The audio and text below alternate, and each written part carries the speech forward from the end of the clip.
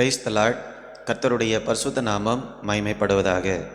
இன்றைய தியானம் கொலோசையருக்கு எழுதின நிருபம் முழுவதும். இந்த நாள் தியானத்திற்கான தலைப்பு பரலோக நம்பிக்கை. அப்போஸ்தலனாகிய பவுல் இந்த நிருபத்தை எழுதும்போது ஒரு நம்பிக்கை இல்லாத இடத்தில் அவர் காணப்படுகிறார். அவர் சிறைச்சாலை கைதியாக இருக்கும்போது இந்த கடிதத்தை அவர் எழுதுகிறார். அப்போ இதிலிருந்தே நமக்கு என்ன தெரிகிறது என்றால், நம்முடைய சூழ்நிலைகள் எப்படி இருந்தாலும் சரி, எப்பொழுதுமே நமக்கு ஆண்டவர் ஒரு நம்பிக்கையை தர முடியும் என்று சொல்லி, அப்படிப்பட்ட ஒரு பரலோக நம்பிக்கை எப்படி இருக்கும் என்று ஒரு சில காரியங்களை நாம் தியானிக்கலாம். நாம் தியானிக்கும் போதே இந்த பரலோக நம்பிக்கையை ஆண்டவர் நம்முடைய இருதயத்தில் தந்திட வேண்டும் என்ற ஜெபத்தோடு நாம் தியானிக்கலாம். ஒருவேளை இதை பார்க்கக்கூடிய உங்களில் யாராவது நம்பிக்கை இல்லாமல் எல்லா சூழ்நிலையும் இருளாக காணப்படுகிறதே, என்னுடைய வாழ்க்கையில் வெளிச்சமே இல்லையே என்ற கேள்வியோடு கூட நீங்கள் பார்ப்பீர்கள் என்றால், இந்த வசனங்களின் மூலமாக ஆண்டவர் பரலோக நம்பிக்கையை உங்களுடைய இருதயத்தில் தருவாராக. முதலாவதாக, உண்மையான நம்பிக்கை இயேசு கிறிஸ்துவில் தான் கிடைக்கும், வேற எந்த இடத்திலும் கிடைக்காது. உண்மையான நம்பிக்கை 1ஆம் அதிகாரம் 27ஆம் வசனத்தின் பின்பகுதியை வாசிக்கிறேன். கிறிஸ்துவானவர் மகிமையின் நம்பிக்கையாக உங்களுக்குள் இருப்பதே அந்த இரகசியம். கிறிஸ்துவானவர் மகிமையின் நம்பிக்கையாக உங்களுக்குள் இருப்பதே அந்த இரகசியம்.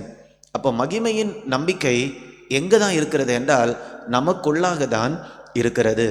நிறைய நேரத்தில் உண்மையான ஒரு நம்பிக்கையை அநேக இடங்களில் நாம் தேடிக்கொண்டிருப்போம். நமக்கு வெளியில் தேடிக்கொண்டிருப்போம், அல்லது ஏதாவது ஒரு நபரில் நாம் தேடிக்கொண்டிருப்போம், அல்லது ஏதாவது ஒரு சூழ்நிலையில் நாம் தேடிக்கொண்டிருப்போம். ஆனால் ஆண்டவருடைய வார்த்தை சொல்லுகிறது, இந்த உண்மையான நம்பிக்கை நமக்குள்ளாக தான் காணப்படுகிறது. நம்ம வெளியில் எங்கேயுமே தேட வேண்டிய அவசியமே இல்லை, நமக்குள்ளாக காணப்படுகிறது. ஏனென்றால் இந்த மகிமையின் நம்பிக்கையாகிய இயேசு கிறிஸ்து நமக்குள்ளாக வாழுகிறபடியால் இந்த நம்பிக்கை நமக்குள்ளாக இருக்கிறது. இதுதான் பரலோக நம்பிக்கையினுடைய தன்மை. அது எப்பொழுதுமே அந்த நம்பிக்கை நம்மோட இருந்து கொண்டே இருக்கும்.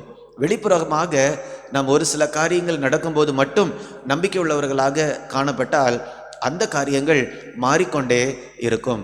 ஆனால் மகிமையின் நம்பிக்கையாக இயேசு கிறிஸ்து நம்ம இருதயத்தில் வாழ்கிறதுனால அந்த நம்பிக்கையை ஒரு நாளுமே அழிந்து போகவே செய்யாது.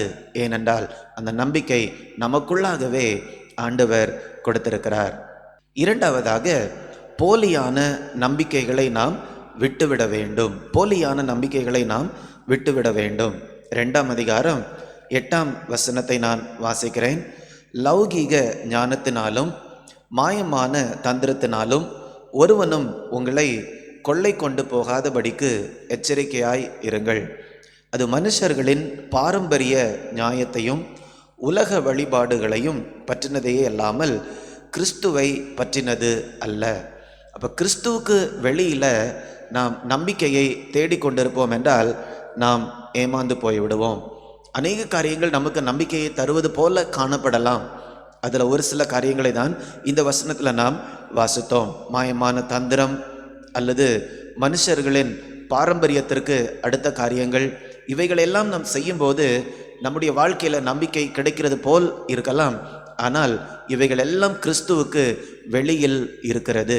அப்போ கிறிஸ்துவுக்கு வெளியே காணப்படக்கூடிய காரியங்களில் நாம் என்ன பண்ண வேண்டிய அவசியம் இல்லை, நம்பிக்கை வைக்க வேண்டிய அவசியம் இல்லை. இப்போ போலியான நம்பிக்கைகளை விட்டு நாம் விலக வேண்டும்.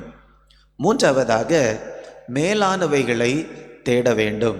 3ஆம் அதிகாரம் 1ஆம் வசனம் 2ஆம் வசனங்களை நாம் பார்க்கும்போது, நீங்கள் கிறிஸ்துவுடனே கூட எழுந்ததுண்டானால் கிறிஸ்து தேவனுடைய வலது பாரசத்தில் வீட்டிற்கும் இடத்தில் உள்ள மேலானவைகளை தேடுங்கள், பூமியில் உள்ளவைகளை அல்ல மேலானவைகளையே நாடுங்கள். அப்போ நம்முடைய நம்பிக்கை கிறிஸ்துவில் தான் இருக்கிறது என்பது மிக தெளிவாக இந்த கொலோசியர் புஸ்தகத்தில் தேவன் நமக்கு காண்பிக்கிறார்.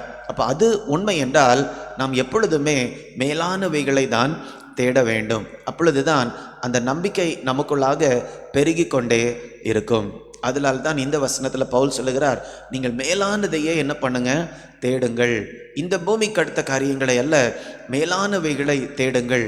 ஏனென்றால் மேலானவைகளை நாம் தேடும்போது ஆண்டவர் நமக்கு பரலோக நம்பிக்கையை தருகிறார். இப்போ பரலோக நம்பிக்கை நம்மை ஒரு நாளும் வெட்கப்படுத்தாது, ஒரு குழப்பமான நிலையில் நம்மை வாழவே வைக்காது. தைரியமாக எதிர்காலத்தை நோக்கி வாழ்வதற்கு அந்த நம்பிக்கை நம்மை உந்தி தள்ளும். நாம் செய்ய வேண்டியது என்னது? பரலோகத்தை நாம் நோக்கி பார்க்க வேண்டும், அல்லது மேலானவைகளை நாம் தேட வேண்டும். நான்காவதாக, நம்பிக்கையை வெளிப்படுத்துவது முக்கியம். இப்பொழுது நான் எனக்குள்ளால நம்பிக்கை இருக்கிறது என்று நான் சொல்லிக் கொண்டிருக்கிறேன். ஆனால் அந்த நம்பிக்கையை மற்றவர்களால் கொஞ்சம் கூட பார்க்க முடியவில்லை என்றால் என்னுடைய நம்பிக்கை உண்மையா இல்லையா என்பதை நான் சோதித்து பார்க்க வேண்டும். ஏனென்றால் உண்மையான நம்பிக்கையை நம்முடைய இருதயத்தில் ஒரு நாளும் மறைத்து வைக்கவே முடியாது. அது கண்டிப்பாக வெளிப்படும். குறிப்பாக நம்முடைய உறவுகளில் வெளிப்படும்.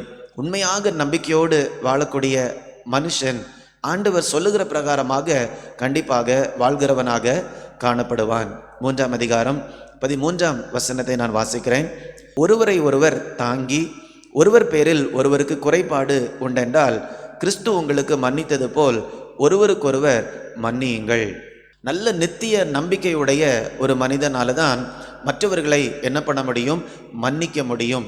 மற்றவர்கள் நமக்கு விரோதமாக தீமைகளை செய்யும்போது இப்படிப்பட்ட நித்திய நம்பிக்கை இருந்தால் மட்டும்தான் மற்றவர்களை மன்னிக்க முடியும். அப்படி இல்லை என்றால் மற்றவர்களை மன்னிக்கிறதுனால எனக்கு என்ன பிரயோஜனம்? இப்படியாக நம்ம மனுஷீகத்தனமாக நாம் யோசிப்போம். ஆனால் உண்மையாகவே பரலோக நம்பிக்கை நமக்குள்ளால் இருக்கும்போது அந்த நித்திய வாழ்க்கையை நாம் மனதில் வைத்து நாம் வாழுவோம். அதனால இந்த பூமியில் நாம் மன்னிப்பது அது ஒரு பெரிய ஒரு ஸ்லாக்கியமாக நம்மால் பார்க்க முடியும்.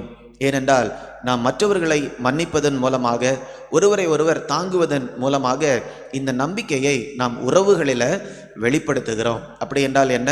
நமக்குள்ளால் இருக்கக்கூடிய நம்பிக்கை மற்றவர்களுக்குள்ளாகவும் கடந்து செல்லுகிறது. அப்படியே மற்றவர்களுக்கு நன்மையை கொண்டு வருகிறது. அப்போ இந்த நம்பிக்கையை நாம் வெளிப்படுத்தும் போது ஒரு காரியத்தை நாம் வெளிப்படுத்துகிறோம். என்னவென்றால் எனக்குள்ளால் இருக்கக்கூடிய நம்பிக்கை அது தற்காலிகமான நம்பிக்கை அல்ல, அது நிச்சயமான, நிரந்தரமான, நித்தியமான நம்பிக்கை என்று. அதனால உறவுகளில் நமக்குள்ளால் இருக்கக்கூடிய நம்பிக்கையை வெளிப்படுத்துவதற்கு நாம் மறக்கவே கூடாது. 5ஆவதாக, நம்முடைய நம்பிக்கையின் மூலமாக மறுரூபமாக வேண்டும். நான் எனக்குள்ளால எனக்கு நித்திய நம்பிக்கை இருக்கிறது என்று நான் சொல்லிக்கொண்டே இருந்து என்னுடைய வெளி வாழ்க்கையில் எந்த விதமான மாற்றத்தையும் பார்க்கவில்லை என்றால் அந்த நம்பிக்கை உண்மைதானா என்று நாம் திரும்பமாக பார்க்க வேண்டும். 3ஆம் அதிகாரம் 17ஆம் வசனத்தை நான் பார்க்கிறேன். எனக்குள்ளாக இப்படிப்பட்ட நம்பிக்கை இருக்கும்போது என்னுடைய வெளி வாழ்க்கை எப்படி இருக்கும் என்று பார்க்கலாம். வார்த்தையினாலாவது கிரியையினாலாவது நீங்கள் எதை செய்தாலும் அதையெல்லாம் கர்த்தராகிய இயேசுவின் நாமத்தினாலே செய்து அவர் முன்னிலையாக பிதாவாகிய தேவனை ஸ்தோத்திரியுங்கள். இப்போ உண்மையாகவே பரலோக நம்பிக்கை நம்முடைய இருதயத்தில் இருக்கும்போது இந்த பூமியில் நம்ம செய்யக்கூடிய காரியங்கள் எல்லாமே இந்த நம்பிக்கையை கொடுத்த தேவனை மகிமைப்படுத்துவதற்கு மட்டும்தான் நாம் பயன்படுத்துவோம். நம்பிக்கை இல்லாதவர்களால் மற்றவர்களுக்கு ஆசீர்வாதமாக வாழ முடியாது. நம்பிக்கை இல்லாதவர்களால் எதை செய்தாலும் தேவனுடைய நாம மகிமைக்காக செய்ய முடியாது. அவர்களுடைய சுய நன்மைக்காக தான் செய்வார்கள். ஆனால் நித்திய நம்பிக்கையை ஆண்டவர் நமக்கு கொடுத்திருக்கும் போது இந்த பூமியில் நாம் செய்யக்கூடிய செயல்பாடுகள் எல்லாமே ஆண்டவருடைய நாமத்தை மகிமைப்படுத்துகிறதாக காணப்படும். நம்முடைய வாழ்க்கையில் இப்படிப்பட்ட ஒரு மகிமையின் நம்பிக்கையோடு நாம் வாழ்கிறோமா? அல்லது இந்த நம்பிக்கையை இன்னும் தேடிக்கொண்டிருக்கிறோமா? ஐயோ, என்னுடைய வாழ்க்கையில் நம்பிக்கையே இல்லையே, எதிர்காலம் எப்படி இருக்குமோ தெரியலையே, இப்படி நம்பிக்கை இல்லாமல் நம்பிக்கையை வெளியில் நாம் தேடிக்கொண்டிருக்கிறோமா? ஆண்டவருடைய வார்த்தை சொல்லுகிறது, இயேசு மகிமையின் நம்பிக்கையாக நமக்குள்ளாக வாழ்கிறார். அதனால இந்த உண்மையான நம்பிக்கையை தேடி நம்ம வேற எங்கேயுமே போக வேண்டாம். நமக்குள்ளால வாழக்கூடிய இயேசுவை கவனித்து அவருக்கு நம்முடைய வாழ்க்கையை ஒப்பு கொடுத்தாலே போதும். நாம் நம்பிக்கையோடு வாழ முடியும். அப்படி நம்பிக்கையோடு வாழும்போது கண்டிப்பாக நம்மை சுற்றி இருக்கிறவர்களுக்கு நாம் ஆசீர்வாதமாக இருப்போம்.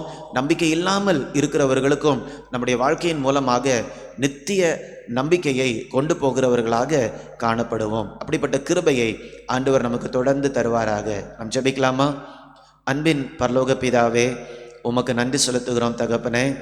கிறிஸ்து எங்களுக்குள் வாழ்கிறதுனால இந்த நித்திய நம்பிக்கை எங்களுக்குள்ளால இருக்கிறது என்று நாங்கள் விசுவாசிக்கிறோம் தகப்பனே. நாங்கள் யாருமே இந்த உண்மையான நம்பிக்கையை தேடி அங்கும் இங்கும் ஓடிக்கொண்டிராமல் எங்களுக்குள்ளால வாசம் செய்யக்கூடிய இயேசுவை கவனித்து அவரோடு ஒரு ஐக்கியத்தை உண்டு பண்ணி கொண்டு அவரோடு நெருங்கி ஜீவிக்க ஆண்டவர் கிருபை தரும்படியாய் ஜெபிக்கிறேன். அப்படி ஜீவிக்கும்போது உண்மையான நம்பிக்கையை எங்களுடைய வாழ்க்கையிலும் உறவுகளிலும் நாங்கள் காண்பிக்க ஆண்டவர் கிருபை தாரும். எங்களுடைய செயல்பாடுகள் எல்லாம் இந்த நம்பிக்கையை கொடுத்த தேவனை மகிமைப்படுத்துவதற்காக இருக்கும்படியாய் ஜெபிக்கிறேன். அப்படி செய்து உம்முடைய நாமத்தை மகிமைப்படுத்தும் மீட்பர் இயேசுவின் மூலம் கேட்கிறேன் நல்ல பிதாவே. ஆமேன், ஆமேன். God bless you. God bless you.